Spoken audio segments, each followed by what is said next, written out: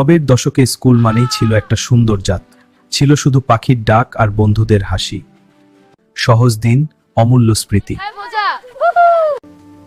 এই টিফিন খাবি? হ্যাঁ দে, আমাকেও দে ভাই। খা, ভাগ করে খা। স্কুল বেল বাজছে, তাড়াতাড়ি। একটা সাইকেল, তিনজন বন্ধু, একটা টিফিন সবার জন্য, কাঠের বেঞ্চ, কালো বোর্ড আর একটা ফ্যান। কিন্তু আমাদের স্বপ্ন, সেগুলো ছিল আকাশের থেকেও বড়। Good morning sir. শুরু করি। হ্যাঁ স্যার। খুব ভালো। শিক্ষক মানেই ছিল ভয় আর শ্রদ্ধার মিশ্রণ।